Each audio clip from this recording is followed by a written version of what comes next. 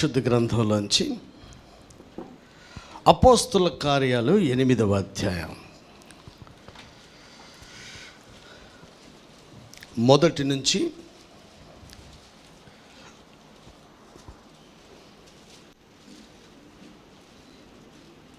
8 వచనాల వరకు చదువు. బైబిల్ ఉన్న వాళ్ళంతా తీద్దాం. పరిశుద్ధ గ్రంథంలోంచి అపోస్తుల కార్యములు 8వ అధ్యాయం మొదటి నుంచి 8 వచనాలు. ఆ కాలమందు యెరూషలేములోని సంఘమునకు గొప్ప హింస కలిగినందున అపొస్తలులు తప్ప అందరూ యూదయ సమరయ దేశములందు చెదరిపోయారు.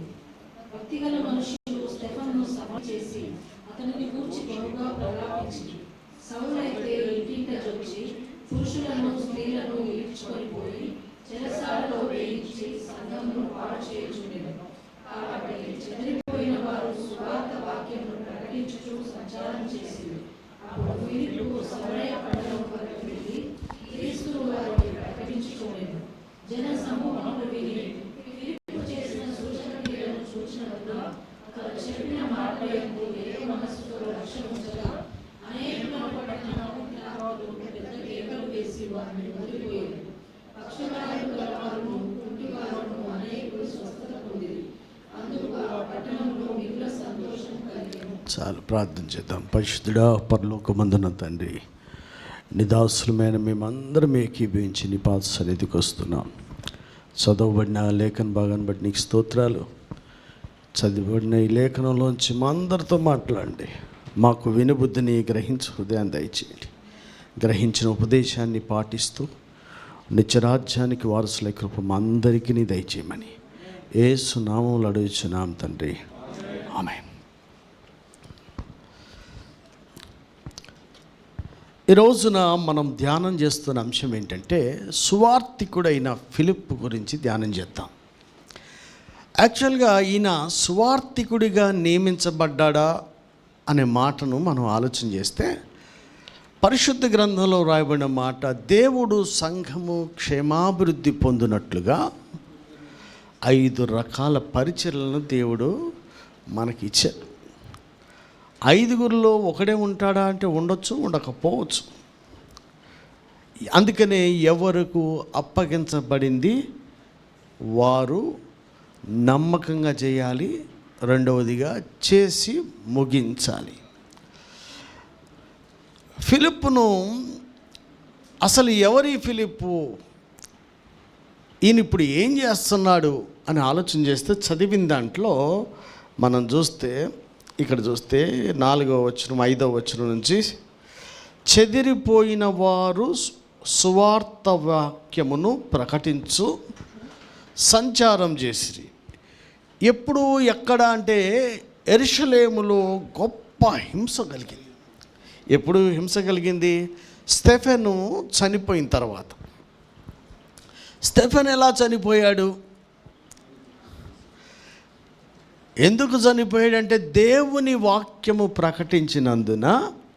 ఇప్పుడు కాదు, అప్పటి నుంచి చంపుతున్నారు. దేవుని వాక్యం ఎక్కడ ప్రకటించినా, ఇప్పుడు ప్రకటించేవాడికి 4 ఫ్యామిలీలు ఉంటే బాగుండు, 4 ఇల్లు గడిచిపోతే బాగుండు, సందా ఇస్తే బాగుండు అంటారు. కానీ అప్పుడు ప్రాణాలకు లెక్క చేయకుండా ప్రాణం పెట్టడానికి కూడా ఇష్టపడి ప్రకటించిన వాళ్ళు ఉన్నారు, హింస పొందిన వాళ్ళు ఉన్నారు. ఆ కోవలో చెందినటువంటి వాడు స్టెఫెను. ఆయన ప్రకటించాడు. ప్రకటించిన తర్వాత జనాలు ఏమన్నారు అంటే, అక్కడ వాళ్ళు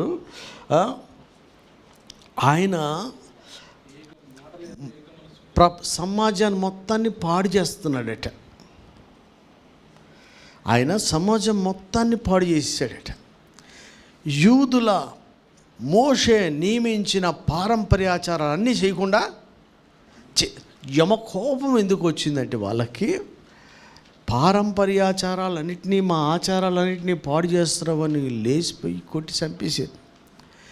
ఇంకా దేవుని దూతను పరలోకమందు దేవుణ్ణి చూస్తున్న, దేవుడు సింహాసనం మీద కూర్చుండి ఉన్నాడు చూస్తున్న అనగానే లేచిపోయి మరి కొట్టి చంపేశారు. అప్పుడు గొప్ప హింస వచ్చింది. హింస వచ్చి చెదిరిపోయి స్టెఫెన్ను చంపడమే కాకుండా శిష్యులందరి మీదకి శ్రమలు వస్తే అందరూ కూడా చెడిపోయారు, మొత్తం అందరూ చెదిరిపోయారు. అక్కడ ఏం రాసిందంటే అపోస్తలులు తప్ప యెరూషలేములో ఎవడూ లేడట. అంటే వాళ్ళ ఇల్లు ఏమైపోయినాయి, వాళ్ళ వ్యాపారాలు ఏమైపోయినాయి, ఉద్యోగాలు ఏమైపోయినాయి. ఎవడు అంటే ప్రాణానికి మించింది కాదు ఉద్యోగం, ప్రాణానికి మించింది కాదు ఇల్లు, ప్రాణాన్ని రక్షించుకోవడానికి ఇప్పుడు కాదు అప్పుడు కాదు ఎవడైనా సరే ఎటన్నా వెళ్ళిపోతారంట. ఆ మధ్య కాలిఫోర్నియాలో వరదలు వచ్చినప్పుడు ఇల్లు మునిగిపోతాయి అన్నప్పుడు ఎవడున్నాడు, మిలియనీర్స్ అందరూ ఎటుపోయినారో తెలియదు, ఎవడన్నా బ్రెడ్ ముక్క ఎత్తడానికి చూస్తున్నారట. మీకు సంగతి తెలుసా, ఇలాన్ మస్క్ యొక్క నెట్వర్త్ వచ్చి 380 బిలియన్లు అని ఉంటే ప్రపంచ జనాభా 8 బిలియన్లు. ప్రపంచంలో ఉన్న మనుషులందరికీ $1 బిలియన్ అంటే 1000 కోట్లు ఇచ్చినా ఆడికి ఇంకా కూడా 300 బిలియన్లు ఉంటాయట. అంత గొప్పోడికి మార్స్లో చచ్చిపోవాలని కోరుకుంది, నిత్యజీవం పోవాలని లేదు అసలు. ఆయనకంటే మనం బెటర్. ఎందుకంటే నిత్య జీవమును యేసు ప్రభుని ఎరుగుటే నిత్య జీవం. ఎరిగి ఆయనను నమ్మి ఎరగటం నిత్య జీవం, విశ్వసించటం నిత్య జీవం, ఆ మార్గంలో నడిస్తేనే నిత్య జీవం. ఆ నిత్య జీవానికి వారసులం అవ్వడానికే దేవుడు మనల్ని ఎన్నుకున్నాడు. హల్లెలూయా. వాళ్ళకి $1 బిలియన్ ఇచ్చినా అదే గొయ్యి. నాకు అనిపించింది రాత్రి వలిగొండ మీటింగ్ పోయి వస్తుంటే వీళ్ళు మేము ఊకే కన్ఫ్యూజ్ అయిపోతుంటాం. ఎందుకు కన్ఫ్యూజ్ అవుతామంటే మామూలుగానే మాకు దారులు తెలీదు, జాస్వా ఉంటే మరీ కన్ఫ్యూజ్ అవుతాం. ఏం చేస్తాడో ఏం చేస్తాడనేది మనకు అసలు ఎంత మేధావిని అనుకుని ఆడి ముందు మటుకు మన మేధావులు కాదు. ఎటు చేస్తుడో ఏం చేస్తాడో గుర్తులేక చేస్తుంటే సగం దారిలో రిటర్న్లో దేవి వీడొచ్చి మన దారి తెప్పే ఉంటుంది. ఊరనీయం ఇది ఇయ్యలో ఎక్కింది కారు అప్పుడే దారి తెప్పి ఉంటుంది. ఎన్నాళ్ళు తిరిగి వస్తుంది మనకు తెలియలేదు. ఆఖరికి మళ్ళా దారిలో వస్తే ఇక నేను చెప్పిన, అరే బాబు మనం గుర్తుపెట్టుకుందాం, వరుసగా 10 సమాధులు ఉన్నాయి, ఇది గుర్తుపెట్టుకుంటారా అని. ఊరు ఎంట్రన్స్లో వరుసగా 10 సమాధులు ఉన్నాయి. అప్పుడు అన్నావురు ఎంత పెద్ద, ఈ పల్లెటూరోడైనా సావాల్సిందే, నేనైనా పోవాల్సిందే, ఎంత పెద్దోడైనా మళ్ళీ అదే సమాధి. అసలు ఈ భూమి మీద ఎవడుకుంది, అసలు ఎవరు లేదే. అప్పటి నుంచి భూమి పుట్టిన కాంచి జనాలు చస్తూనే ఉన్నారు. కానీ చచ్చినా మళ్ళీ లేస్తామన్న నిరీక్షణ ఆ సమాధిలో ఉన్నాడు ఉందో లేదో కానీ మనకైతే దేవుడిచ్చాడు. హల్లెలూయా, హల్లెలూయా. ఈ రోజున మనం ధ్యానం చేస్తున్న అంశం ఏంటంటే చెదిరిపోయిన వారు మరణాన్ని కూడా లెక్క చేయకుండా ఒక ఊరు వదిలేసి వెళ్ళిపోతే ఎంత టార్చర్ ఉంటుందండి. ఊరు వదిలేసి వెళ్ళిపోయినోడు కూడా వెళ్ళి అక్కడ సువార్త ప్రకటిస్తున్నారు. అలా ప్రకటించిన వారిలో ఒకడు ఫిలిప్. ఎంతోమంది కరోనాలో చచ్చిపోతామని చర్చిలు బంద్ చేసిన వాళ్ళు ఉన్నారు. దానికి ముందు నుంచి కూడా సేవకులకి కొంతమంది పెద్దోళ్ళు ఉండే, మీరు ఇప్పుడు చూసే ఉంటారు, రోగగ్రస్తులు ప్రార్థన చేయడానికి గ్లౌజులు వేసుకుని ప్రార్థన చేసేవాళ్ళు. వీడికి ఏం అనాయింటింగ్ ఉందో నాకు అర్థం కాలేదు. మరణకరమైనది ఏమి తాగినా మీకు తాగదు.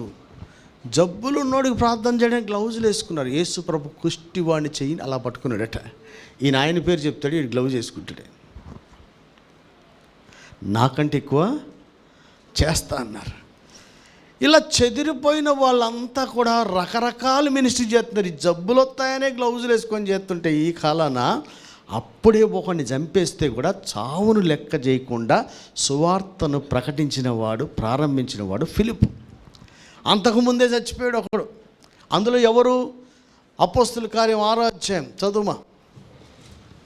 అపోస్తుల కార్యం 6వ అధ్యాయం 3 నుంచి 6 వచనాలు చదువుదాం.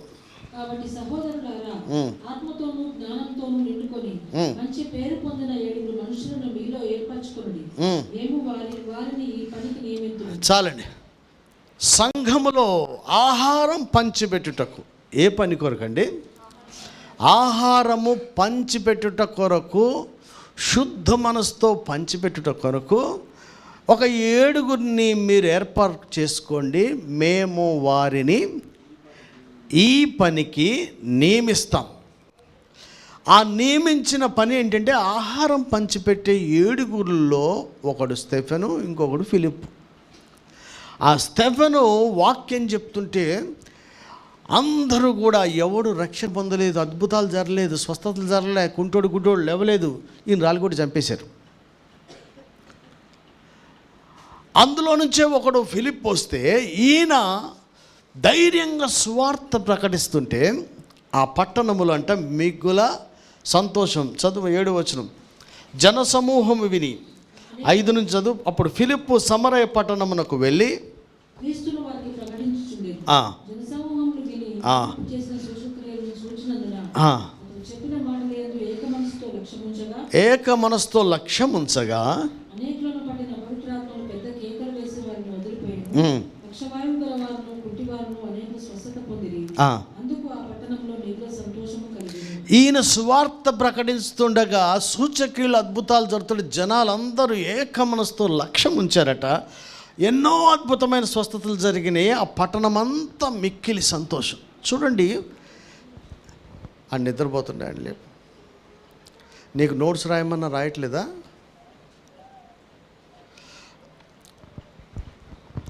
మీ గురించి బాధ కాదు, నా దగ్గరే 24 గంటలు ఉంటూ నా దగ్గరే తింటున్న వాళ్ళు అస్సలు మాట అన్నవాడు జాన్ వెస్లీ.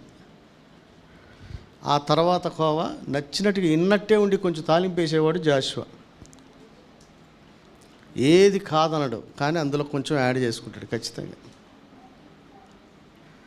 మాట వింటా నాకేం ప్రయోజనం ఉండదు, నేను పోతాను, నా వెనకాల మీరు కూడా పోతారు. కానీ మాట వినిటే శ్రేష్టం. ఒక మాట చెప్తే మనకు నచ్చిందా, నీకు అనుకూలం అప్పుడు చేయటం కాదు, చెప్పినప్పుడు చేయటమే అది మాట వినటం. తర్వాత చేసింది లెక్కలోకి రాదండి. ఏషవ ప్రార్థనలాగా ఉంటుంది తర్వాత చేసేయి. వీడికి ఇప్పుడు కాదు, ఎన్నో రోజుల నుంచి చెప్తున్నా, అయినా ఖాళీ కూర్చుంటున్నాడు.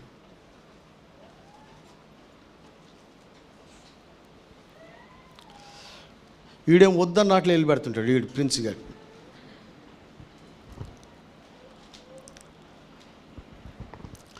ఏడుగురిలో ఒకడేమో దేవుని నామం నిమిత్తం ప్రకటించి హతసాక్షిగా మారాడు. 7 ఇంకొకడేమో సూచక్రియలు అద్భుతాలు చేస్తూ జనాలకు సువార్తను పడుస్తున్న అందరూ దేవుణ్ణి అంగీకరిస్తాడు. ఒకని వల్ల పట్టణానికి మిగుల సంతోషం కలిగింది. ఇప్పుడు మనకేమనిపిస్తుంది, వీడు వేస్ట్ కాదు, వాడికి పరిచయం లేదు, వాళ్ళే సచ్చడి. ఈ బతుకున్న పాస్టర్ ఫేమస్ అయిపోతున్నారు, ఊరంతా బాగుపడిపోతున్నారు. సచ్చినోడికి ఏమి లేదా? అయ్యా, ఇద్దరిని దేవుడు ఏర్పాటు చేశారు. ఇద్దరు జ్ఞానంతో ఆత్మచేత నింపబడ్డారు. ఇద్దరు కూడా సంఘములోని దైవజనుల ద్వారా అపోస్తలుల ద్వారానే నియమించబడ్డారు. ఇద్దరు కూడా సువార్తను ప్రకటిస్తున్నారు. ఒకడిని చంపేశారు, ఒకడికేమో జనాలు విని అందరూ కూడా ఆయన మాటకు లోబడి దేవుని వాక్యాన్ని రక్షణ పొందిన వాళ్ళు ఉన్నారు, స్వస్థతలు పొందిన వారు, అపవిత్ర ఆత్మలు పోగొట్టుకొని శుద్ధులైన వారు అందరూ. ఆ పట్టణములో ఒకని వలన గొప్ప సంతోషం కలుగుతుంది. చూస్తున్న మనకి, వింటున్న మనకి ఏమనిపించాలంటే అది దేవుని పరిచర్య, ఇది కూడా దేవుని పరిచర్య. సేమ్ ఉండాలనుకోవటమే పొరపాటు. బైబిల్ బాగా చదవండి. పేతురు లాంటి పరిచర్య యోహానికి లేదు, యోహాన్ లాంటి పరిచర్య లేదు. ఎవరి పరిచర్య వారికే. ఈ ఫిలిప్పు 12 మంది అపోస్తలుల్లో ఒకడు కాదు. ఆదిమ సంఘం ఏర్పాటు చేయబడిన తర్వాత సంఘములో శిష్యుల సంఖ్య విస్తరిస్తున్నప్పుడు చూడండి ఎలా ఉండాలంటే సంఘం అప్పటి నుంచి ఇప్పటికీ బైబిల్ మారకూడదు. మనమే బిలీవర్స్ గురించి చెప్పలే, డిసైపుల్స్ గురించి చెప్తున్నారు. ఇప్పుడంతా బిలీవర్స్ ఎంతమంది అంటారు, బిలీవర్స్ కాదు అసలు, బిలీవర్స్ లెక్కలేడు. బిలీవర్స్ అంతా కొండ మీద ప్రసంగం కాడ 5 రొట్టెలు 2 చేపల కాడ, 7 రొట్టెలు 5 చేపల కాడ తిన్నాలో వీళ్ళే ఉన్నారు. వాళ్ళంతా బిలీవర్స్. నమ్మి వచ్చి రొట్టెలు తిని స్వస్థత పొంది పోయిన వాళ్ళు బిలీవర్స్. కానీ శిష్యులైనటువంటి వెంబడించే వాళ్ళనే శిష్యులు అంటారు. ఆ శిష్యుల సంఖ్య విస్తరిస్తూ ఉంది. విస్తరిస్తూ ఉంటే ఆహారం పంచిపెట్టే కాడ గొడవ వచ్చింది. చూడు, ఆ సంఘం నుంచి ఇప్పుడు వరకు ప్రపంచంలో గొడవలు అంటే ఏడకొత్తనంటే ఆస్తులు కూడా లెక్క చేయకుండా అందరు తెచ్చిపెట్టి భోజనం కాడ ముక్క తేడా పడింది. ఓ ముద్ద తేడా పడింది. కొంతమందికి తెలివిలేని వాళ్ళు ఉన్నారు, అన్నంలో మాడితే నష్టం, ఒకడికి చిరాకు, ఆడికి మాడేస్తారు తీసిపోయి. ఎక్కడో ఎందుకు, నా భార్యకి వాళ్ళ ఇంటి తరపు వాళ్ళకి అన్నం ఇంత మాడితే పడేస్తారు కానీ వాళ్ళు టచ్ చేయరు. ఇప్పుడు కూడా ఆమె తినదు. ఇప్పుడు నాకు ఇష్టమైన ఆమెకి వేస్తే చాలామంది చూస్తున్నాను నేను, మా పిల్లలు ఎవరికి పడితే వాళ్ళకి వేస్తే వాళ్ళు ఇన్సల్ట్గా ఫీల్ అవుతున్నారు. భోజనం వడ్డించాలి, నీకు నచ్చిందల్లా అలాగే సొరకాయ వేసుకో అబ్బా అని చెప్పాలి. ఆరోగ్యం ఆడి వద్దనడానికి వేస్తే ఆడి తీసుకెళ్ళి అవతల పడేస్తుండే, వేసుకో. ఇలాగ ఏ రకం గొడవ వచ్చిందో, సొరకాయ కాడ వచ్చిందో, తొడకాడ వచ్చిందో కానీ గొడవలు అయితే ఆదిమ సంఘంలో భోజనాల కాడ తెక్కువ వస్తున్నట. మనోడు వచ్చాడు, హే రా ఇంకో ముద్ద వేసుకుందిరా అని, ఇంకోటి వస్తే ఎడేసి పో పో ఆడ ముఖమే చూస్తలేదు అనుకోండి. సేమ్ సిచ్యువేషన్ ఆదిమ సంఘంలో కూడా వచ్చింది. కొంతమందిని తక్కువ చూపు చూస్తురట. ఎవరు వీళ్ళంతా? యేసుప్రభు నమ్మి బాప్తిసం పొంది వెంబడిస్తూ అనుదినము దేవాలయానికి వచ్చి ఒకటే ప్రార్థనలు చేసి భోజనం కాడ వచ్చేవాడికి ఒక బుద్ధులు బయటకు వచ్చేసింది. ఇప్పటిది కాదు, అప్పటి నుంచి ఇది పోవాలని అయ్యా ఎందుకు ఈ గొడవ, ఒక మంచి వాళ్ళని నియమించండి. మంచి వాళ్ళంటే ఏ దృష్టిలో? ఆత్మలోను జ్ఞానములోను ఒక మంచి సాక్ష్యం ఉన్న 7 నియమించుకుంటే మేము ఈ పనికి వారిని ఫస్ట్ చర్చిలో అపాయింట్మెంట్ ఫుడ్కి పెట్టారా, మరి దేనికి పెట్టలేదు? ఏంది ఫుడ్ అంటే ఫుడ్ మీదనే మొత్తం అంతా ఉంది. ఆలోచన చేయండి. ఫస్ట్ కమిటీ దేనికి? Food committee. చర్చిలో ఫస్ట్ కమిటీ. ఆ పని కొరకు నియమించబడిన వారు, ఏ పని కొరకు ఎవడు నియమించబడినా, సార్ నిద్ర వస్తున్నట్టుంది, నిన్ను హెబ్రోన్ చర్చికి పంపాలరా, నువ్వు బిస్తరేసుకుపోతావు, 3 గంటల దాకా చేస్తారు తెలుసా? హెబ్రోన్ చర్చి 3, 4 జాషువాని పంపితే మనం లేపుకెళ్తాకి మళ్ళీ సాయంత్రం ఇంకోటి వెళ్ళాలి. 11 గంటలకు అయిపోయే కాడికే కునికి పడి లేచి ఇద్దరు అన్నదమ్ములు, ఆడొక ఎర్రకను వీడొక ఎర్రకను వేసుకుని ఆడి మొక్క వీడి మొక్క చూసి ఊగుతూ ఉన్నారు. ఏందా 11 గంటలకు నిద్రపోతాం.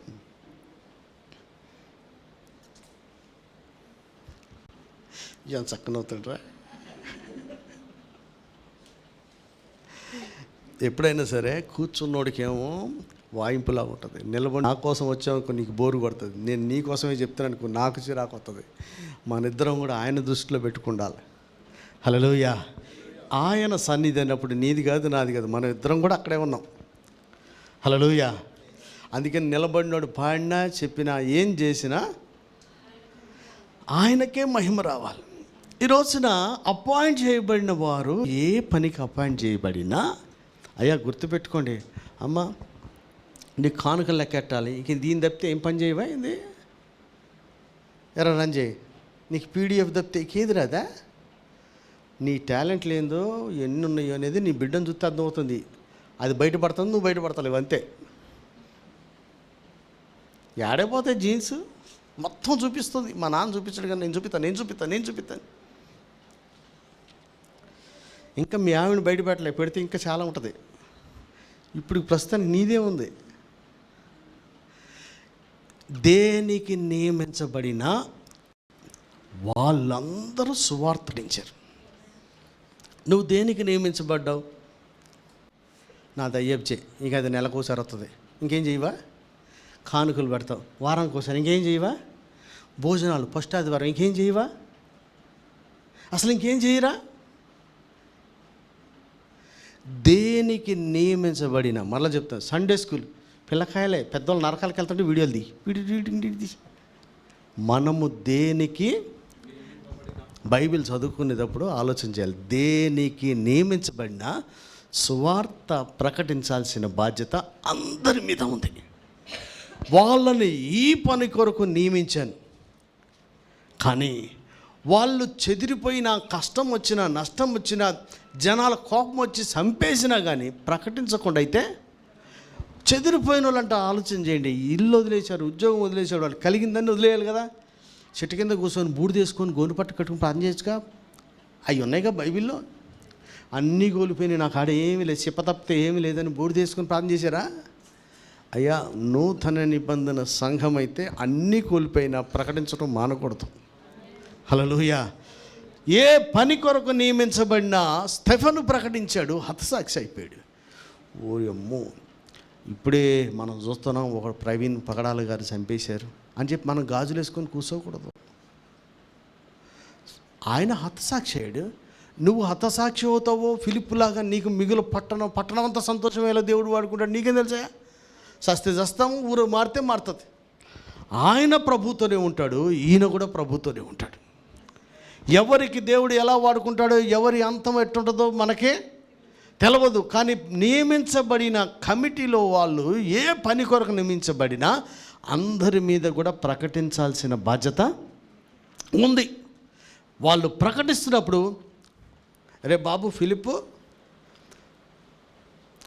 స్టెఫెను, ఏందిరా ఆదివారం భోజనాలు తప్పితే మీకు ఏం పని లేదు, మీతో ఎలాడే, నువ్వు ఒక ఊరెళ్ళి ఎలాగుంటుంది. అరే భారం ఉండాలబ్బా, పోవడానికి ఏముండాలా? భారం ఉండాలా. ఎన్నిసార్లు దోసినా తోకపోతే ఏంది, స్క్రాప్ కేసేయాలి దాన్ని తీసుకెళ్ళి. భారం ఉన్నోడికి ప్రకటించమని చెప్పాల్సిన అవసరం ఉండదు. భారం ఉన్నోడికి పైసలు జమేసుకొని చెప్పాల్సిన అవసరం ఉండదు. భారం ఉన్నోడికి నిందలు అవమానాలు రాగానే ముడుచుకునేది ఏముండదు. దులుపుకొని పొమ్మని చెప్పాడు యేసుప్రభు. ఇది కాకపోతే ఇంకో ప్లేస్కి పోతానే ఉండాలి. అందరు వింటారని బైబిల్లో చెప్పారేటి. నిన్ను చేర్చుకోకపోతే దులిపేసుకో, వినకపోతే దులిపేసుకో. ఆ ధూళి తీర్పు దినమందు వారి మీద సాక్ష్యం చెప్పొద్దు, నువ్వు ఇంకో దగ్గరికి వెళ్ళిపోమన్నాడు ఆయన. ఎవరు వెళ్తాడు? ఆ ఊర్లో ఎవడేంటలేడు, ఈ ఊర్లో ఏమైనా పొట్టిపోయినాయి. ఇది కాకపోతే ఇంకో ఊరు, వాడు కాకపోతే ఇంకోడు. సమాధాన సంబంధమైన గృహం దొరుకుతుంది. బైబిల్లో చెప్పాడు, ఎక్కడైనా దొరుకుతుంది. ఎందుకు పోవట్లేదు? మనల్ని నియమించాల, ఏ పనికి నియమించాడు. మళ్ళీ చెప్తున్నాను, పిల్లలారా వినండి. ఇక పెద్దోళ్ళు వయసు అయిపోయిన వాళ్ళు ఏం చేయలేరు. పిల్లలారా మీరన్నా వినండి, ఏం చేయాలి? ఏ పనికి నియమించబడినా అందరం ప్రకటించాలి. ఏడ ప్రకటిస్తావు? నువ్వు ఇంట్లో ఎవడొస్తాడు నీ దగ్గరికి? బయటికి వెళ్తేనే ప్రకటించేది. ఇంట్లో కూర్చొని ప్రకటిస్తారు ఎవడన్నా? ఈ మధ్య చూస్తాను నేను, అప్పుడప్పుడు ఫోన్ చూస్తుంటే మధ్యాహ్నం చూసినా లైవ్, రాత్రి చూసినా ఈడాడ పిశాసులు, బద్దకస్తులు, ఆడికైనా పైల్స్ వచ్చినాయి అనిపిస్తుంది నాకు. ఆడి కదలకుండా అక్కడే కూర్చునే. ఈడేందే యేసుప్రభు వెళ్ళండి అంటే ఇటు కుర్చీ వేసుకొని ఊక్కుంటూ ఏదో చెప్తున్నాడు గాలి మాటలు.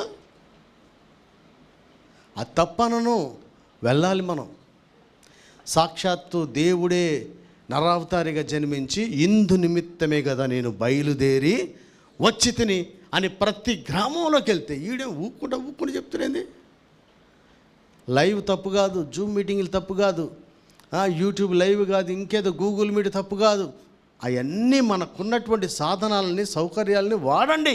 కానీ మనం కూడా ఫిజికల్గా, నీకు దూలేడ సాక్ష్యం చెప్పొద్దు, నీకు ఇంటర్నెట్ సాక్ష్యం చెప్పొద్దు అని ఊపుతా ఉంటే ఇక్కడి నుంచి వాడు చేర్చుకుంటాడు లేదు, ఎట తెలవాలి నీకు?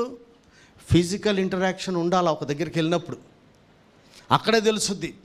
ఆ దినాన వీళ్ళు ప్రకటించినప్పుడు ఒకనేమో హతసాక్షులు అయిపోయారు, ఇంకొకరేమో మిగుల సంతోషం కలిగింది పట్టణం అంతా.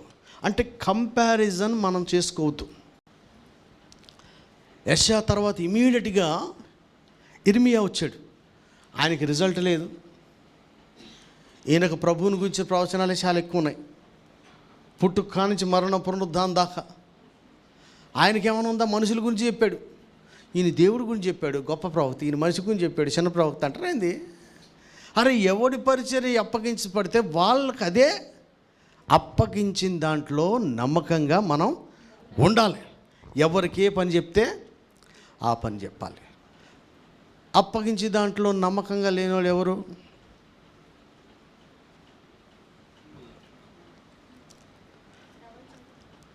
బైబిల్లో అపోస్తలులు గారు దేవుడు నియమించిన దాంట్లో ఒకడు తప్పిపోయాడు. యూదా గురించి రాశారన్నమాట. ఒకడు లేడు, కానీ ఇంకోడు ఇప్పుడు అవసరం అన్నారు. ఎందుకంటే ఒకడిని మొదటి నుంచే తప్పిపోవాలని అనుకోరు. నేను చెప్పాను కదా నిన్న, చెట్టు అక్కడే ఉంటుంది, మనమే రివర్స్లో గుద్దుతాం. దయ్యం ఎప్పుడు ఎక్కడ ఉంటుంది? నేను పొద్దున్న లేచి శ్రీనివాస్ కారు, రాత్రి చెప్పిన రివర్స్ పెట్టరా, మనం మళ్ళీ ఎప్పుడు పోతామో తెలియదు దిశ అనగానే పొద్దున్న లేచి పెట్టలే. నాకు బీపీ వచ్చింది. ఎరా నీకు అంతగానని చెప్తేనే పెట్టలేదు ఏంటంటే మళ్ళీ షెట్ కూడా అడ్డు వస్తుంది, మళ్ళీ రివర్స్ తిప్పితే మళ్ళీ నాకు షెట్ అడ్డు వచ్చింది అనుకో, నేనేం చేయడానికి పెట్టలేదు అన్నాడు. ఫోన్లో నాన్న ఇప్పటికైనా కళ్ళు తెరిచాడు కుర్రోడు. లేకపోతే శ్రీనివాస్ కారు కూడా వెనక నుంచి ఒప్పుకున్నాడు. కొంత మన వీక్నెస్ మనం గుర్తుపట్టాలి. సగం మధ్య మనం బాగుపడడానికి. ఐ నో ఎవ్రీథింగ్ అంటే అసలు ఏది తెలియదని, మనకు అసలు ఏమీ అర్థం కాదు. మన బలహీనతలు ఎందే మనం ప్రార్థన చేస్తాం కనుక ఆయన సహాయం చేస్తాడు. నీకు బలహీనతే తెలుస్తావుదా నాకు సహాయం చేయమని అడగడానికి కదా. ఇలా పరిచర్యను ప్రారంభించిన వాళ్ళు ఒకలేమో హతసాక్షులైపోయారు, ఒకలేమో సువార్త ప్రకటించారు. ఫిలిప్పును దేవుడు అనుకుని నేను చెప్తున్న ఒకటే విషయం మీరు గుర్తుపెట్టుకుని, పిల్లలారా, నిన్ను ఏ పనికి నియమించినా నువ్వేం చేయాలా? సువార్తను ఆడు వింటడా వినడా అనేది. ఒకరిని ప్రకటిస్తే చంపేశారు, ఒకరిని ప్రకటిస్తే అందరూ బాగుపడ్డారు, ఊరంతా బాగుపడింది. అది ముఖ్యం కాదు. నిన్ను ఏ పనికి నియమించినా నీవు ప్రకటించాల్సిన భారం మన మీద ఉంది. ఖచ్చితంగా వెళ్ళి ప్రకటించాలి. ఫిలిప్పు ఎలాంటి టైంలో ప్రకటించాడంట? యెరూషలేము గొప్ప హింస కలిపినప్పుడు ప్రకటించారు. ఇప్పుడు మనం ప్రకటించకపోవడానికి కారణం ఏంటి? మనకు కూడా గొప్ప హింస వచ్చి ఈ నల్లగుండ వదిలేసి చెదిరిపోయి చెట్టుకో పుట్టకో ఉండి రాత్రి పాముకి ముందు కుందేలికి ఒక ఎలక మీద ఉంటే అప్పుడు ఆ ప్రార్థన వస్తుంది కదా, ఉపవాస ప్రార్థన కాదు, ఇంకే ప్రార్థన కానీ. అసలు ఎందుకు ఈ రకమైన దేవుడు ఇచ్చిన సౌకర్యాల్లో దేవుని కొరకు కానీ, దేవుని రాజ్యం కొరకు కానీ, నీవు ఉన్న సంఘం కొరకు కానీ, నీ స్వజనం కొరకు కానీ ఏమీ చేయకపోతే నీకు ఏమీ లేకుండా కూడా చేసేస్తాడు ఆయన. ఉన్న దాంట్లో ఏమి చేయలేదు కదా, అప్పుడేం చేస్తాం? అప్పుడు చేసినది పని చేయదు. ఈ రోజున ఈయన సువార్తను ప్రకటించే టైం చూడండి, ఏమీ లేనప్పుడు, చెదిరిపోయినప్పుడు, నివాసానికి లేదు, ఉద్యోగానికి లేదు, ఏడుంటున్నాడో ఎక్కడ తింటున్నారో తెలియట్లేదు, కానీ సువార్త అయితే ప్రకటించడానికి బయలుదేరాడు. ఈయన ఎక్కడికి బయలుదేరాడు అంటే సమరయుల పట్టణానికి వెళ్ళాడు. సమరయ పట్టణానికి వెళ్ళి ఏమని ప్రకటిస్తున్నాడు చూడండి. అక్కడ చక్కటి పట్టణం ముందుకు వెళ్ళి క్రీస్తును వారికి, ఎక్కడికి వెళ్ళినా సరే చాలామంది ఫస్ట్ నిలబడగానే చాలామంది చూస్తారా వాళ్ళ మినిస్ట్రీ గురించి చెప్తారు. ఫస్ట్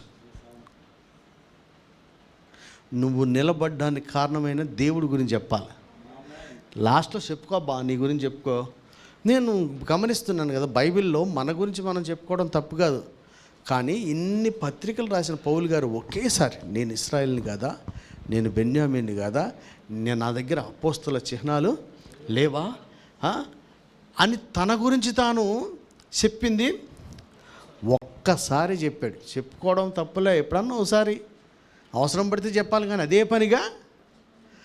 పనిగా చెప్పకూడదు. ఇక్కడ సువార్త ప్రకటించిన ఆయన ఆ పట్టణంలో సువార్త ప్రకటించడానికి వెళితే సూచక్రియలు అద్భుతాలు జరిగినాయి. ప్రజలందరూ కూడా దేవుని దగ్గరికి వచ్చారండి. ఎలా వచ్చారట? సూచక్రియలు అద్భుతాలు జరగడం వల్ల ఏమవుతుందంటే వాళ్ళు ఏక మనసుతో చెప్పిన మాటలు లక్ష్యం ఉంచాడు. మీరు మార్కు సువార్తలో కూడా చూడండి, వెనువెంట జరుగుతూ వచ్చిన సూచక్రియలను బట్టి వాక్యం అంటే ప్రకటించడానికి బయలుదేరిన వారు ముందు మనం ప్రార్థన చేసుకోవాలి. అయ్యా ఏదో ఒక సూచక్రియ ఆ కుటుంబంలో, ఆ వ్యక్తిలో, ఆ ప్రాంతంలో జరిగించండి. ఎందుకంటే వాళ్ళు మనసు పెట్టున్నట్లుగా, వాళ్ళు చెప్పే మాటల మీద లక్ష్యం ఉంచున్నట్లుగా అని మనం చేస్తే ఖచ్చితంగా దేవుడు కార్యం చేస్తాడు. అక్కడికి వెళ్ళి ఏదో ఒక మాట మీద అట్లా వెళ్ళిపోయి ప్రకటించడం కాదు, ప్రార్థనాపూర్వకంగా సిద్ధపడి పరిస్థితులు అనుకూలంగా ఉన్నా లేకపోయినా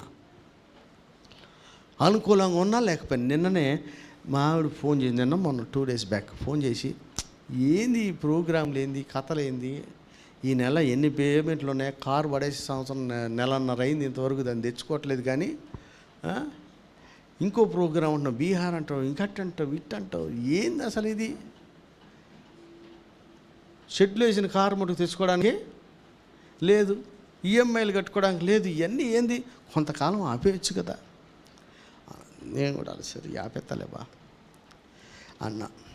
అని 1-2 కారు కూడా లేదు. అది ఇప్పుడు విశాఖపట్నం వెళ్ళి అది రిపేర్ వచ్చింది, అది అవతల పడేశారు. సరే అని ఆలోచిస్తున్నా, కొన్ని తీసేద్దామా అని అనిపించింది. సరే, ఇక మస్ట్ మేజర్ ఖర్చు ఏది ఉంటుందంటే అక్టోబరే ఉంటుంది. ఆలోచిస్తే నేనేం తీసేస్తానని చెప్పినా నాకేం తీబుద్ధి కాతలేదు. ఏ దినం ఏం సంభవించినో తెలియదు. కానీ అక్టోబర్ గురించి, ఈ ఈఎంఐ బాధలు, ఈ కారు షెడ్ గురించి, అక్టోబర్ గురించి నేను ఇప్పటి నుంచే దాన్ని తీసేయడం ఏంది అసలు? ఏం జరుగుద్దులే, మా ఇంటికి వెళ్ళేప్పటికీ ఆమె ఉండని అనాలి. ఇంట్లో మనశ్శాంతి లేకపోతే ఏం చేయలేము, అవునా కదా? ఇంట్లో మనశ్శాంతి ఉండాలంటే ఏం చేయాలా? దేవుని చంపేయాలా? చాలామందికి బెస్ట్ సొల్యూషన్ ఏంటంటే దేవుని లెక్క చేయకపోవడమే మనశ్శాంతి. ఇంట్లో దేవునికి దూరం అయ్యే పని ఇంట్లో మనశ్శాంతి లేకపోయినా చేయగలిగితే దేవుడు మనల్ని మనశ్శాంతి లేకుండా చేసిన తొక్కి మనల్ని హెచ్చిస్తాడు. అది బైబిల్ మాట. ఆయన కంటే ఎక్కువగా ఏది చేయకూడదు. ఈ రోజున సువార్తను ప్రకటించడానికి బయలుదేరినప్పుడు ఒకరికేమో హతసాక్షి అయిపోయాడు, ఇంకోడేమో ప్రకటిస్తూ ఉంటే జనాలు మారుతున్నారు. ఆయన పరిచర్య విధానం ఎలా ఉందంటే, అలా పిలుపును ఏర్పాటును నిశ్చయం చేసుకున్నాడు. దేని పనికి? చెప్పిన పని. ఆ పని మానేయకుండానే ఈ పని కూడా చేస్తుంటే, అంటే దేవుని పేరట బయలుదేరి భారం ఉన్నాడు ఎవరికైనా సరే సూచక్రియలు, అద్భుతాలు, పరిచర్యలు జరుగుతాయి. అక్కడ జనాలు దేవుని దగ్గరికి గ్యారంటీగా వస్తారు. నేను ఎవడో తాకెందుకు, నన్నే చూడబ్బా, నార్త్లో ఎంతమంది పోతున్నారు, ఎంతమంది చేస్తారు, మనం ఏం చెప్పగలుగుతాం? ఏం చేస్తాం? మనకేం పబ్లిసిటీ ఉంది? లేకపోతే ఎవడని చేస్తాడా? పోయిన కడాలు దయ్యాలు పోతున్నాయా, కుష్ఠరోగాలు పోతున్నాయా? ఏం పోకపోయినా దేవుడు మనల్ని కూడా వాడుకుంటున్నాడంటే ఎవరినైనా వాడుకుంటాడని.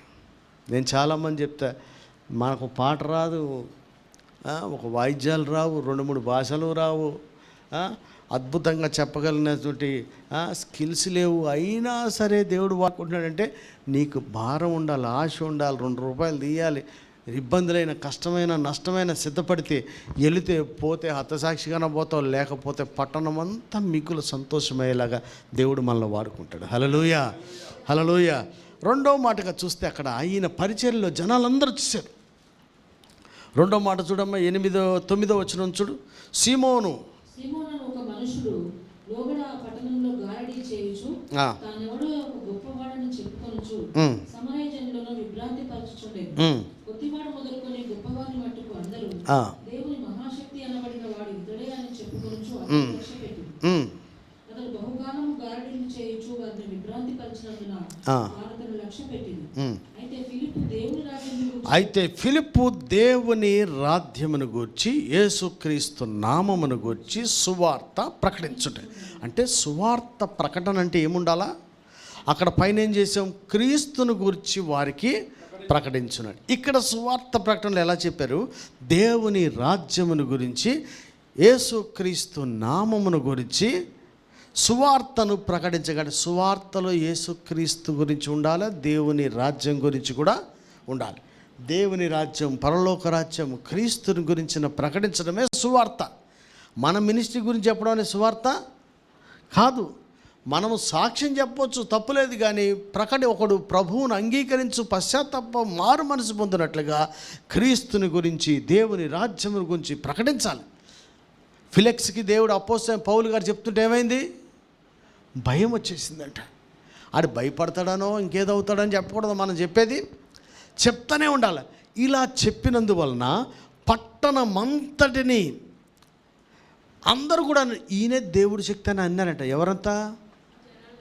అంటే నీవు బయలుదేరి వెళ్తే ఒక బాబా లాంటి గారిడీ చేసేవాడు కూడా జనాలందరినీ, ఊరిని ఒక తాటి మీద చెప్పేవాడు కూడా ప్రభు దగ్గరికి వచ్చేస్తాడు. కానీ మరి నీ పోస్టింగ్ ఏంటి? ఇంతకే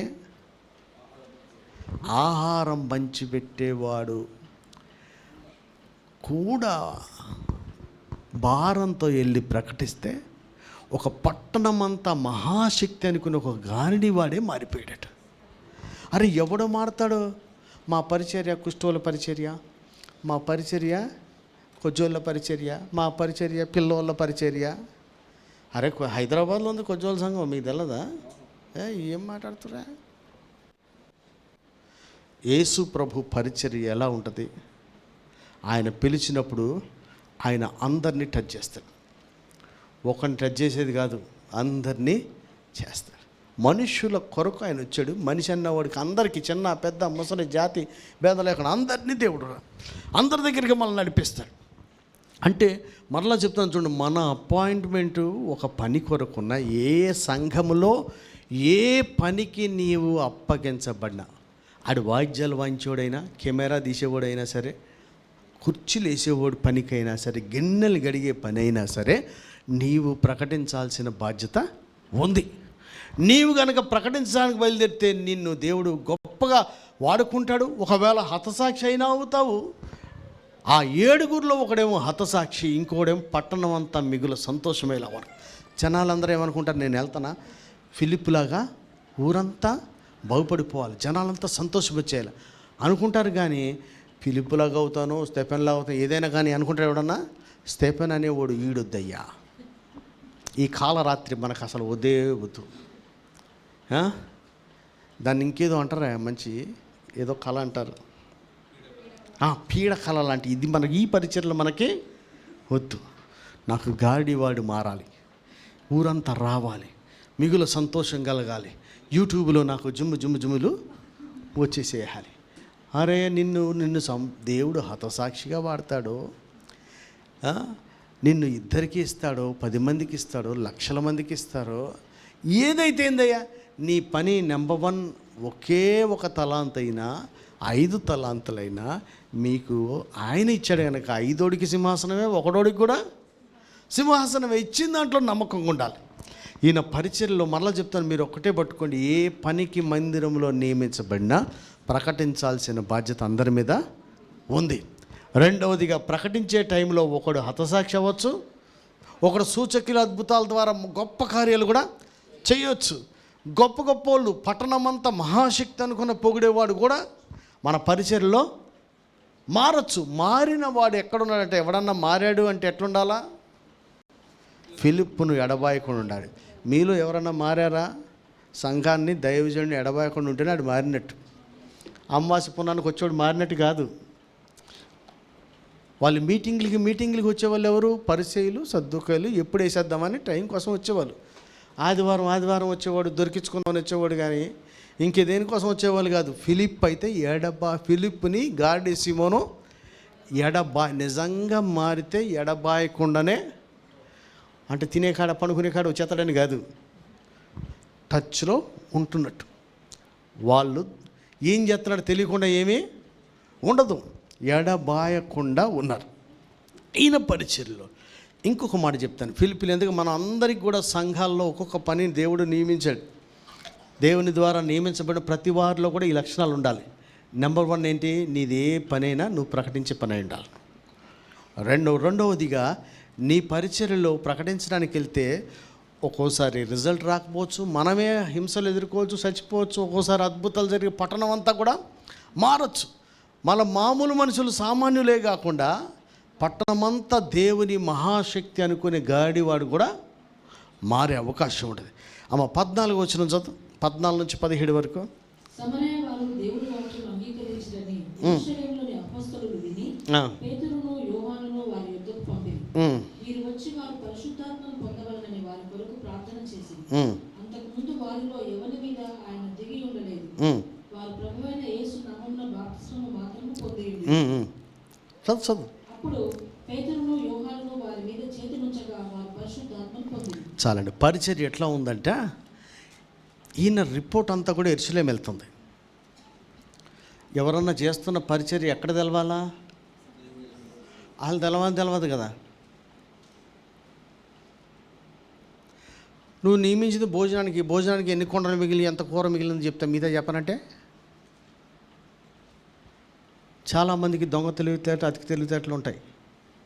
అట్లుండకూడదు. పరిచర్య ఎట్లా ఉండాలట? నెంబర్ 1, మహాశ్రమంలో కూడా చెదిరిపోయిన టైంలో కూడా ప్రకటించాలి. నువ్వు ఏ పోస్ట్ కోసం నియమించబడినా, ఎక్కడున్నా మనం ప్రకటించారుగా ఉండాలి.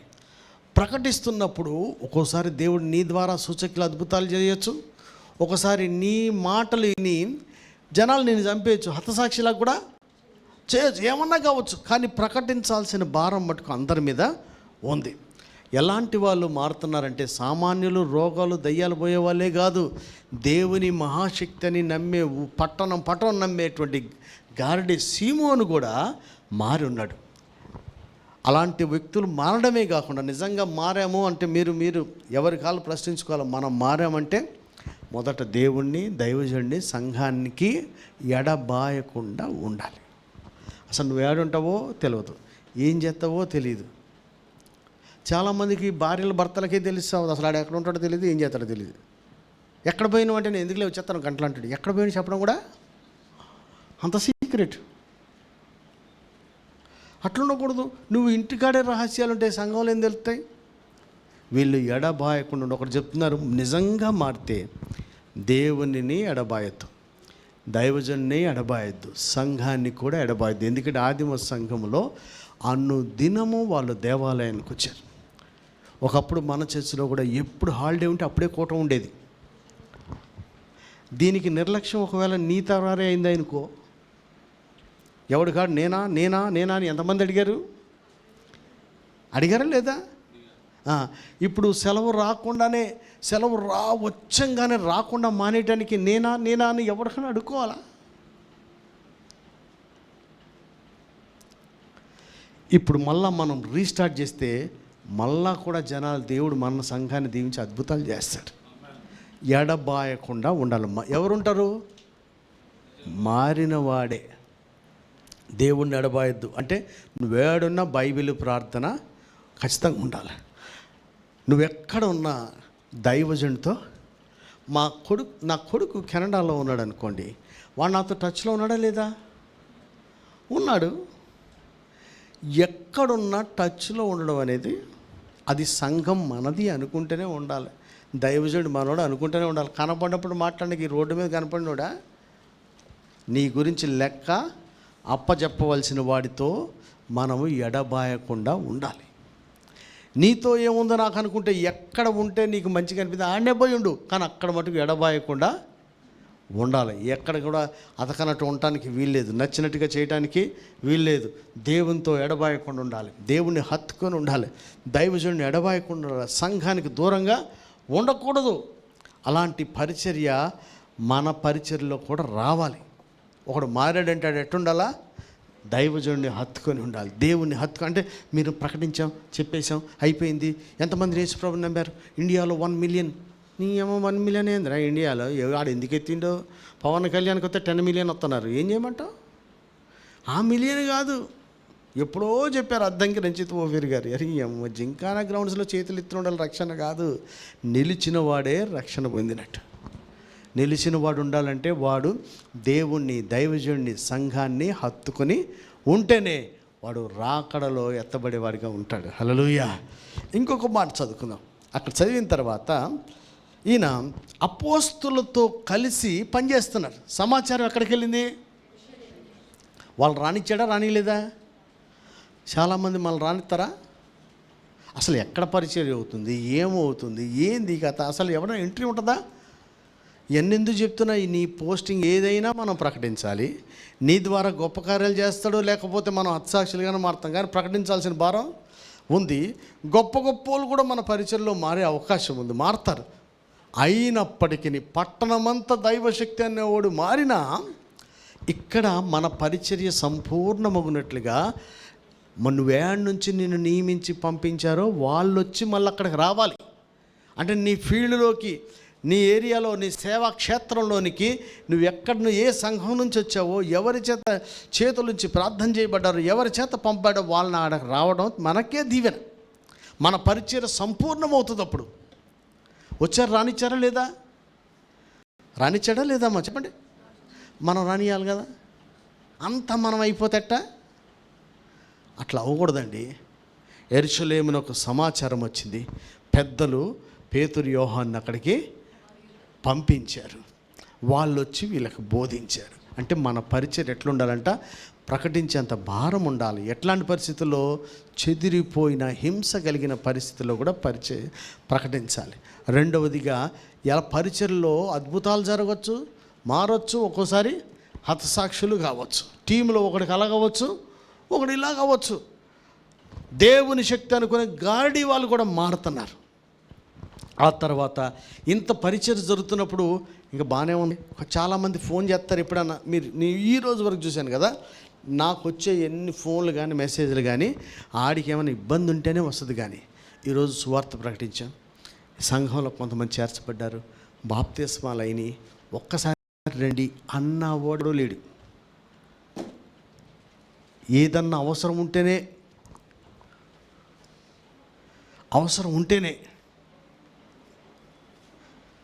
ఇక్కడ ఫిలిప్ పరిచయం ఎలా ఉంది?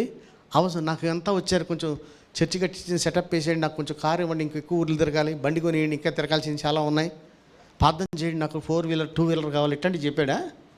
అరే రక్షణలోకి వస్తున్నారు, మీరు వచ్చి కొంచెం బలపరుతూ రండి. సమాచారము మనం పిలిస్తే వాళ్ళు వచ్చి చూసి ఏమైనా కట్టిస్తారని పిలుస్తారు చాలామంది.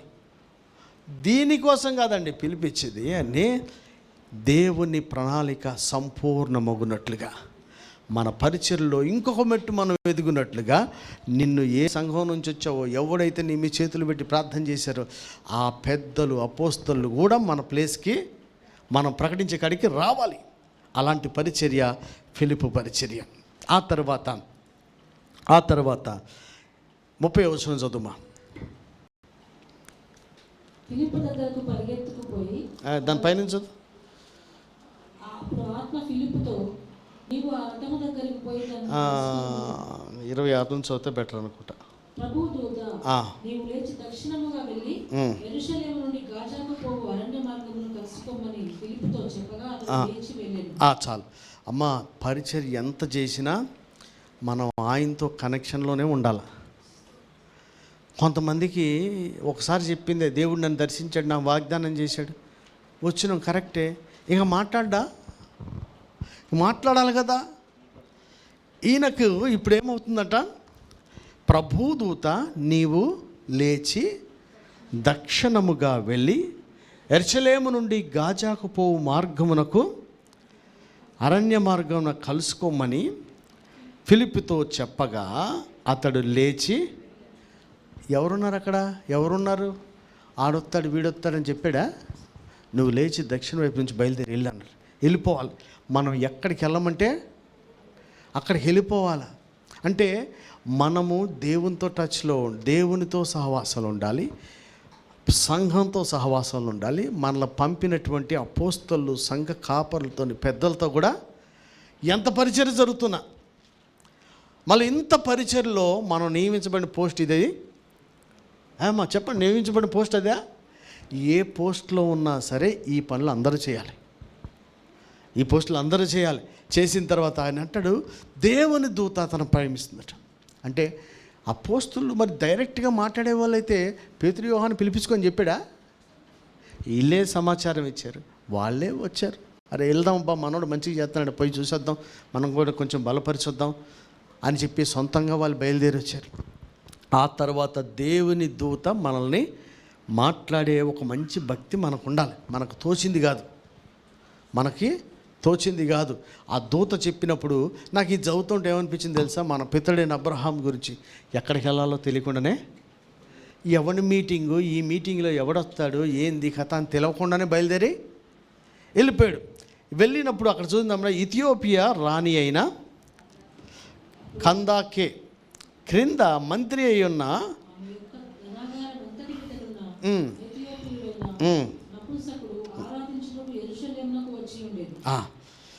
ఈయనను పంపించినప్పుడు ఎవరిని కలపాలన్నది దేవుని ఉద్దేశం, నపుంసకుని. ముందు తెలుసా, మనం బయలుదేరి వెళ్ళమంటే అటువైపు వెళ్ళు, ఆ ఊరెళ్ళు, ఈ ప్రాంతం వెళ్ళి, ఎవడెవడు కలుస్తాడో ముందే అన్నిటికీ నువ్వు చెక్ లిస్ట్ పెట్టుకొని బయలుదేరతాకు ఉండదు. దేవుడు నిన్ను వెళ్ళమన్నప్పుడు వెళ్ళాలి. ఎవరిని కలుపుతాడో మనకి. ఫిలిప్కి వెళ్ళేటప్పుడు అరే ఊరంతా బాగుపడతారా, నేనున్నా కానీ బో అన్నాడా? గాడి వాడు బాగుపడతారు, వెళ్ళిపోరా బాబు, ఆడి కాదు ఇంకా మినిస్టర్లు కూడా వస్తారు, వెళ్ళిపో. ఎవడన్నా వెళ్ళిపోతాడండి. చెదిరిపోయి ప్రాణం ఎప్పుడు పోద్దో తెలియకుండా ఉన్న సమయంలో కూడా ధైర్యంగా వెళ్ళి ప్రకటించినప్పుడు పట్టణం అంతా మిగులు సంతోషమైన సూచకుల అద్భుతాలు దేవుడు జరిగించాడు. పట్టణం ఇతడే దేవుని శక్తి అని ఒకడిని పొగుడుతూ ఉంటే వాడు కూడా సువార్త ద్వారా మార్చబడ్డాడు. ఎంతమందితో అరలే, ఒకడు సామాన్య ప్రజలు, ఒకడు పట్టణాన్ని శాసించగలిగిన వాడు. ఇప్పుడు రాజ్యంలో ఒకడు ధనాగారం మీద ఉన్న ఒక మంత్రికి కూడా సువార్త చెప్పే అవకాశం ఇతనికి వచ్చింది. ఎట్లా వచ్చింది అది? వీడికి చెప్దాం, వాడికి చెప్దాం, వీడైతే మనకు లైన్లో పనులు కలిసి వస్తాయి అనుకున్నాడా? దేవుని దూత వచ్చి ఆ దారిలో వెళ్ళాయా, గాజాకి వెళ్ళే దారిలో వెళ్ళు అంటే వెళ్తే అక్కడ ఇథియోపియా వాడుకున్నాడు. ఆయన దగ్గరికి వెళ్ళి ఈయనే ప్రకటించాడు ఏమని, అతడు తిరిగి వెళ్ళొచ్చు రథం మీద కూర్చుండిన ప్రవక్త అయిన యెషయా గ్రంథము చదువుచుండిన. అప్పుడు ఆత్మ చాలండి. ఇక్కడ దేవుడేమో ఈ దారికి వెళ్ళమని చెప్తాడు. ఆ దారిగా వెళ్తున్న తర్వాతనే ఎవరిని గలవాలో చెప్తాడు. నువ్వు ఇంటికాడ కూర్చొని నెక్స్ట్ ఏంటో చెప్పంటే చెప్పరు. వీళ్ళు బయలుదేరి వెళ్ళారు కదా, నెక్స్ట్ పలానా ఊరికి వెళ్ళండి పరిచర్యకి అంటే అక్కడికి ఏం జరుగుతుందో మొత్తం బ్లూ ప్రింట్ వస్తే ఆ బ్లూ ప్రింట్లో మన సమాధి కూడా ఉంటుంది లాస్ట్లో. అట్లా కోరుకోకండి. ఎట్ట చేస్తావో, కాలు చేయి ఊడిపోయి చేస్తావో అన్నీ ఉంటే ఎంత ఘోరంగా ఉంటుంది. అంత ఎందుకు తెలుసుకుంటాం అబ్బా, మనకు అవసరంలే. నేను మళ్ళా చెప్తాను, గతంలో చెప్తే మీకు కూడా బాధ అనిపించవచ్చు, నేను కూడా ఏం బాధపడతలేదు. కానీ మీరు ఉన్నారని నేను రాలే నల్గొండ, ఆయన రమ్మన్నాడని వచ్చా. మనల్ని ఇద్దరిని కలిపింది దేవుని రాజ్య విస్తరణ కొరకు. నువ్వు తక్కువ కాదు, నేను ఎక్కువ కాదు. ఎవడు ఎక్కువ తక్కువలు కాదు, మనం కలవటం. నేను ఎక్కడ ఎవడు పరిచయమైనా నేను నమ్ముతా, నేను ప్రార్థన కూడా చేస్తా. మా కలయిక నీ నామానికి మహిమ, నీ రాజ్య విస్తరణ. ఈ రెండు జరగని కాడికి ఇది అనవసరం. టైంపాస్ మనకి అనవసరం. మనం కలిసామా దేవుని నామానికి మహిమ, మనం కలిసామా దేవుని రాజ్య విస్తరణ జరగాలి. ఇక్కడ ఇథియోపియా వాడిని కలిస్తే ఏమనిపించాలి? ఈయనకి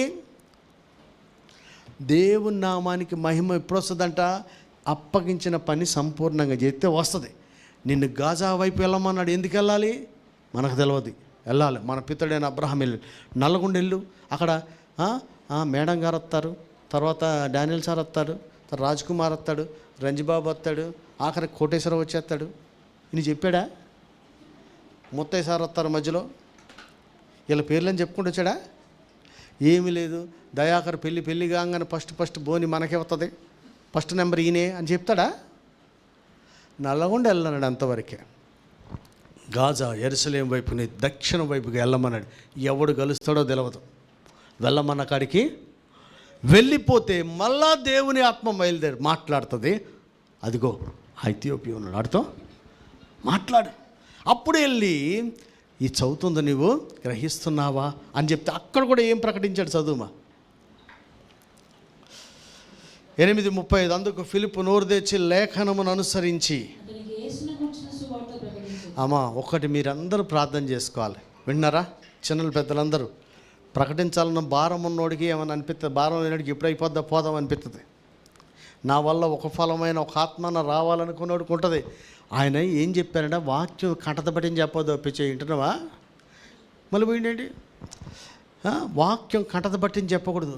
ఆయన ఏం చదువుతున్నాడో ఆ లేఖనాన్ని అనుసరించి సువార్తను ప్రకటించాట. మనం ప్రార్థన చేయాలి. నువ్వు కంటతబట్టిని చెప్పడం కాదు, వాడు ఏ చదివినా అందులోంచి యేసుప్రభుని చూపించాలి. అది రావాలి మనకి. అక్కడ గ్రామంలో ప్రకటించాడు. సామాన్యులందరూ రక్షణలోకి వచ్చేసారు. పట్టణాన్ని శాసించే దైవశక్తి ఇతడే అనుకునే వాడి దగ్గరికి ఊరిని ప్రభావితం చేసుకునే సర్పంచ్, ఊరు పెద్దో, ఎవడో గొప్పోడు, ఒక ఊరు పట్టణాన్ని మొత్తం కంట్రోల్ చేయగలిగిన ఒక్కడికి కూడా స్వార్థను ప్రకటించి ప్రభు దగ్గర నడిపించగలిగారు. ఇప్పుడు ఏం చేస్తున్నారంట? దేవుని మాటకు లోబడి చాలామంది నాలాంటి వాళ్ళు, మామూలు సామాన్యులు, నాలాంటి అంటే సామాన్యులు ఏమనుకుంటారు? ప్రభు చిత్తం లేకపోతే ఇంతమంది ఎందుకు మారుతారు, ఇక్కడ టెంట్ వేసేద్దాం. ఒక ఫ్యామిలీ మారు మనసు పొందితే హైదరాబాద్ వెళ్ళిపోతున్నారు సంఘం పెట్టేదానికి. ఒకడికి తప్పులేదు, వెళ్ళటం తప్పులేదు. ఆడి కోసమే కాదు, దేవుడు వెళ్ళమంటే ఆడి కోసం వెళ్ళు, దేవుడు వద్దంటే 100 మంది ఉన్నా బంద్ చేయాల. అక్కడ ఏం జరుగుతుందంటే ఆయన ఒకడెళ్ళిపోయిన తర్వాత ఇప్పుడు ఇంత సెటప్, ఇంత ఊరు మిగిలిన సంతోషం అయితే ఆడ సెటప్ వేసుకోలేదు ఆయన. ఎందుకంటే ఆయనకు సంఘం ఉంది. గుర్తుపెట్టుకోండి, ఆయనకు ఒక సంఘం ఉంది, ఆయనకు ఒక కాపరి ఉన్నాడు, ఆయన పంపించిన వాడు, ఆయన పైన ఉన్నాడు ఒకడు ఉన్నాడు.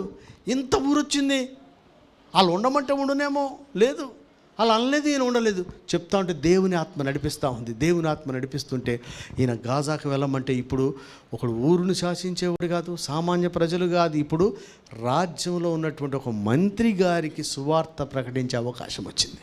నేను ఇవన్నీ ఎందుకు చెప్తా అంటే, నీకు ఆసక్తి భారం ఉంటే కఠినమైన శ్రమల్లో కూడా దేవుని గురించి ప్రకటించడానికి ఇష్టపడితే సామాన్యులు మొదలుకొని మంత్రుల వరకు ప్రకటించే అవకాశాన్ని దేవుడు మనకిస్తాడు. హల్లెలూయా. ఏదో ఈ పల్లెటూరుకి అడుక్కున్నోడికి కుష్ఠోడికి ప్రకటించేది కాదు, అందరికి వాడికి ప్రకటిస్తాం, పెద్దోళ్ళకి కూడా ప్రకటించే అవకాశం దేవుడు మనకి ఇస్తాడు. వాళ్ళకు కూడా ప్రకటించి అక్కడ ఆయన వారికి బాప్తిస్మాని ఇచ్చాడట.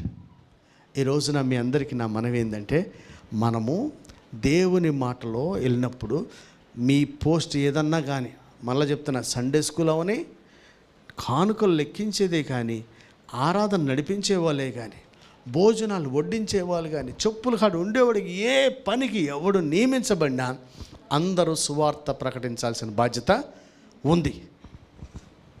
అలా ప్రకటించాల్సిన బాధ్యత ఉన్నప్పుడు నీకు మారరా అనేది నీకు అనవసరం. ఏమయ్యా ఎర్రగడ్డల గూడెమా ఏంది అది, ఆ ఊరికి వెళ్తే ఎవడం మారలేదు, మానేస్తావా? హత్సాక్షి అవుతావేమో, కానివయ్యా, పోతే పో. మనకి దానికోసం ఉన్నాం మనం. ఒకవేళ నీ ద్వారా గొప్ప కార్యాలు చేస్తాడేమో. అపవాదిని ఎదిరించమన్నాడు. ఒక్కోసారి అపవాది ఎవడు? నిన్ను చూస్తుండేందిరా, అందుకే నిన్ను చూశాడు. అపవాది ఎవరనగా నిన్ను చూస్తుండు. అపవాది ఎవడంటే ఎప్పుడు మనతో ఉండే భార్యలు భర్తలే అపవాదులు. ఆ తర్వాతే దూరం ఉండి ఆరానికి ఒకసారి వెళ్తారు. రోజు ఉండేదే అపవాది. అది భార్య అన్నవచ్చు. ఒక మంచి నిర్ణయానికి భార్య చేద్దామంటే అడ్డకబడేది భర్తకు వస్తే చర్చిలో ఓడి తర్వాత ముచ్చట ఫస్ట్ వాళ్ళనే, మన పక్కింటి ఆడుకుంటాం. ఫస్ట్ దయ్యం ఎక్కడ మన పక్కన ఉంటుంది.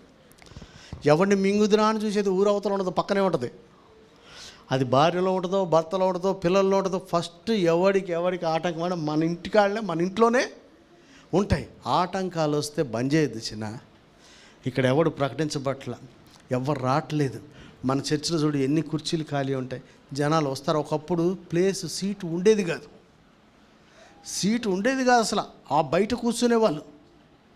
నేనేం హ్యాపీగా ఉన్నా, ఎందుకంటే యోహాను సువార్త 6వ అధ్యాయంలో ఏం రాసిందో తెలుసా? ఆ దినము నుంచి అనేకులు ఆయన వెంబడించడం మానేశారు. రీజన్ ఏమంటుంది? బోధ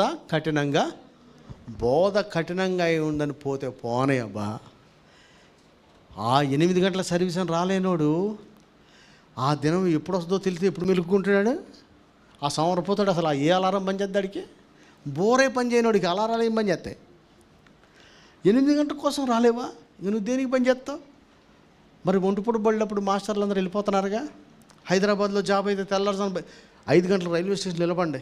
ఎంతమంది ఆంధ్ర వెళ్తాడు, హైదరాబాద్ పోతాడు.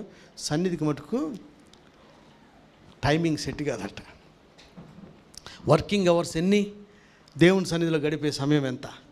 ఇట్లా చేసి నష్టపోయినోడు నేను జాబ్ చేసినప్పుడు బైబిల్ చదవటానికి ప్రార్థన చేయకి తూతు మంత్రాలు చదివి నష్టపోయినోడు నేనే.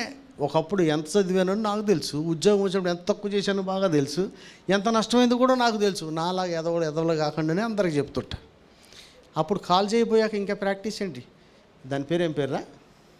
ఇథియోపియా ఆడేమంటాడు, కాళ్ళు నొక్కుతారు ఊకే పిసుకుతుంటాడు.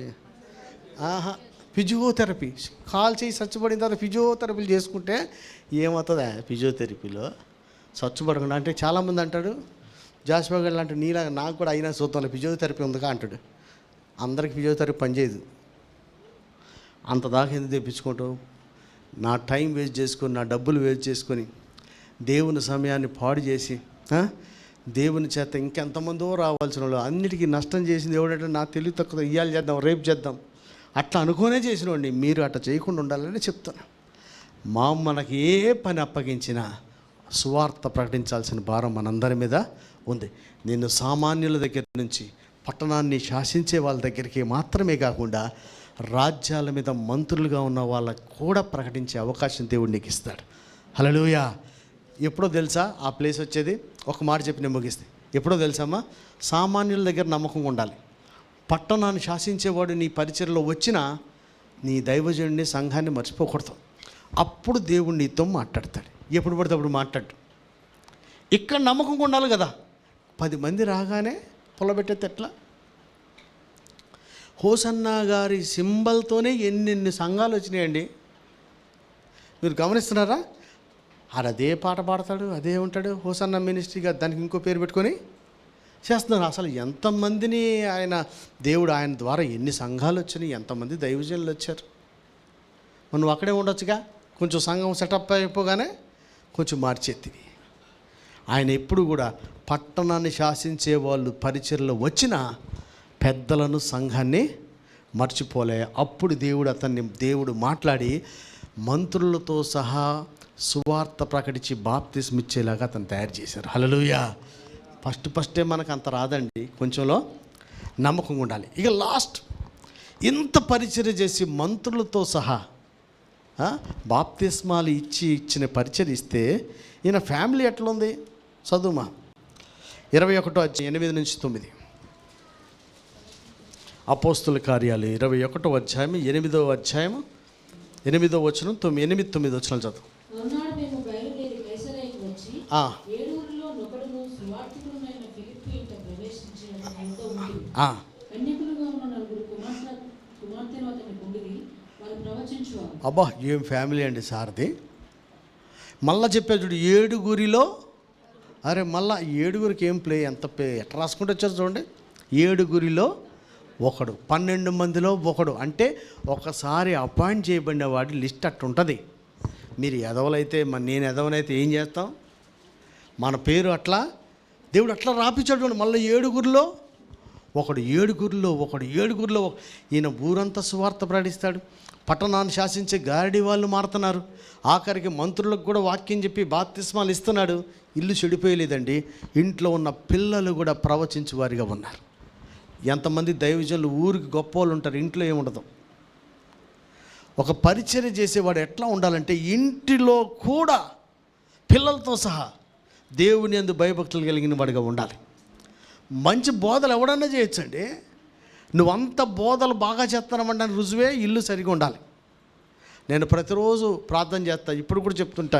ఇప్పటి వరకు నా కొడుకు మాట వింటున్నాడు, కానీ ముందెట్టి ఉంటుందో తెలియదు. కానీ దానికోసం నేను రోజు ప్రార్థన చేస్తా.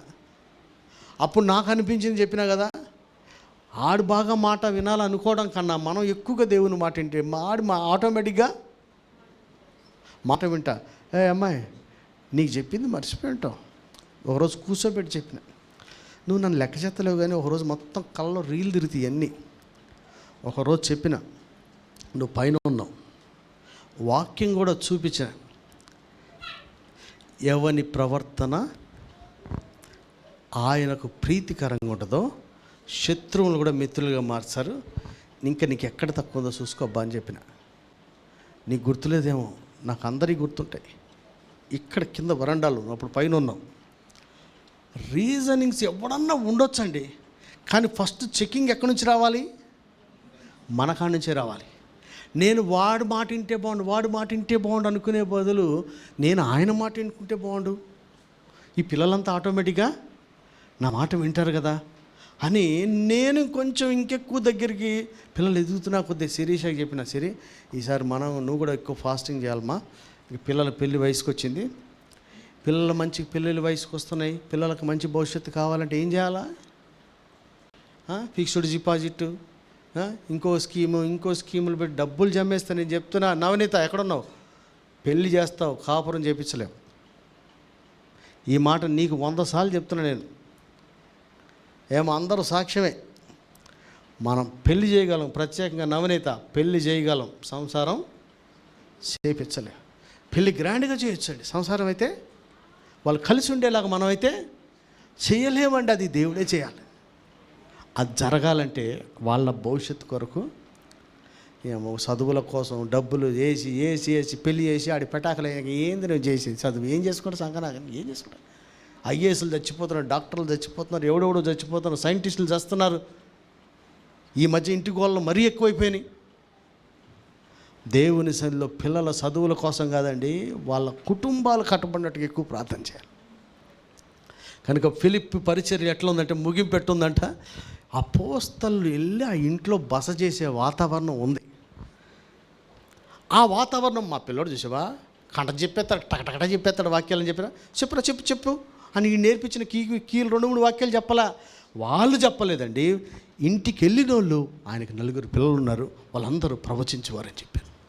మన గురించి మనం ఎచ్చులు మన పిల్లల గురించి చెప్పడం కాదు, ఇంకొకటి చెప్పాలి.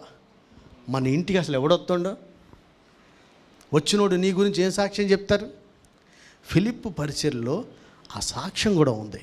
కనుక ప్రకటించటమే ముఖ్యం కాదు, ప్రకటించిన మన పరిచర్లో సామాన్యులు మొదలుకొని మంత్రుల వరకు కూడా సువార్త ప్రకటించే అవకాశం మనకు వస్తుంది.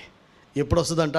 సామాన్యుల కాడ, పట్టణాన్ని ప్రభావితం చేసే వాళ్ళ దగ్గర కూడా నిన్ను పంపించిన సంఘానికి, దైవజనులకి నమ్మకంగా లోబడి ఉంటే దేవుని దూత నీతో మాట్లాడి మంత్రుల దగ్గరికి కూడా ప్రకటించి బాప్తిసాలు ఇచ్చే స్థాయికి మనం తీసుకెళ్తాడు. ఆ స్థాయికి వెళ్ళిన ఇల్లు మటుకు మంచిగా ఉండాలి, ఇల్లు మటుకు మంచిగా ఉండాలి. ఆ ఇల్లు ఎలా ఉండాలంట? ఇంట్లో ఉన్న వారందరూ, అక్కడ ఇంకో మాట కూడా ఉంది, ఏమని? మళ్ళీ చదువుమా. పిల్లలు ఇట్లాంటి చదువుకోవడానికి సిగ్గుపడద్దు. క్యారెక్టర్ ఉంది పిల్లలకి,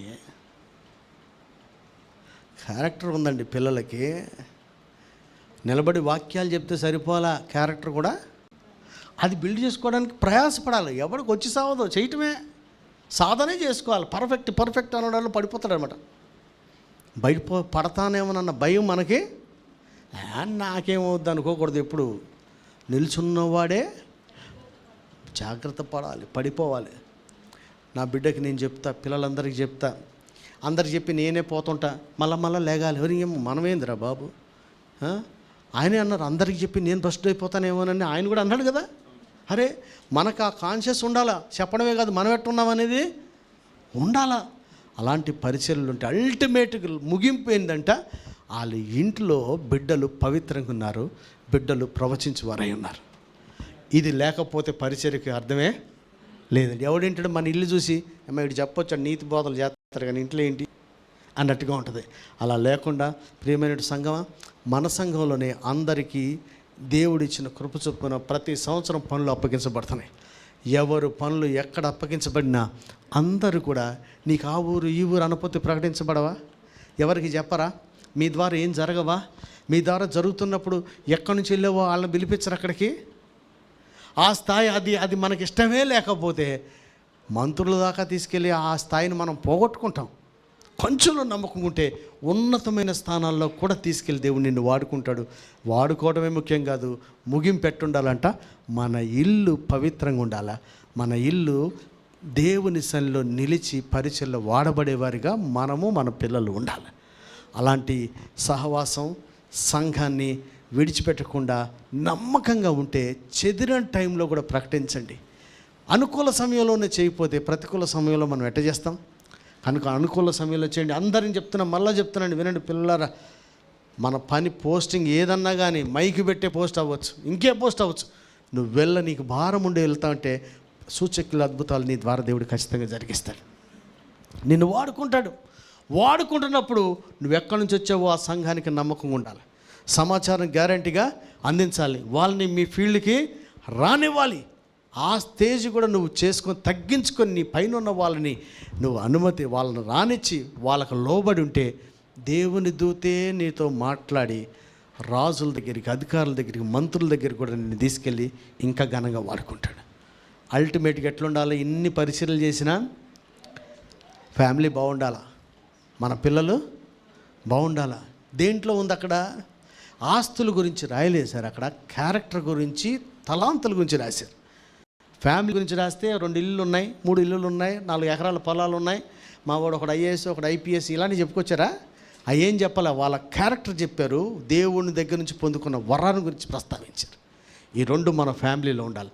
అలాంటి ఫ్యామిలీలు అన్నీ మన సంఘంలో అన్ని ఫ్యామిలీలు ఉన్నట్లుగా అందరూ ప్రకటించులాగాను, అందరి ద్వారా సూచకులు అద్భుతాలు జరుగులాగాను, మనం దేశాన్ని, పట్టణాన్ని శాసించే వాళ్ళని కూడా నడిపించులాగాన, మంత్రులను, అధికారులను కూడా దేవుని సరిగ్గా నడిపించి బాప్తిస్మాలు ఇచ్చే స్థాయి మనకు వచ్చులాగున మనం అందరం ప్రార్థన చేస్తాం. దేవుడు మనకు అట్టి కృపను అనుగ్రహిస్తాడు. దేవుడి మాటలు దీవించుగాక.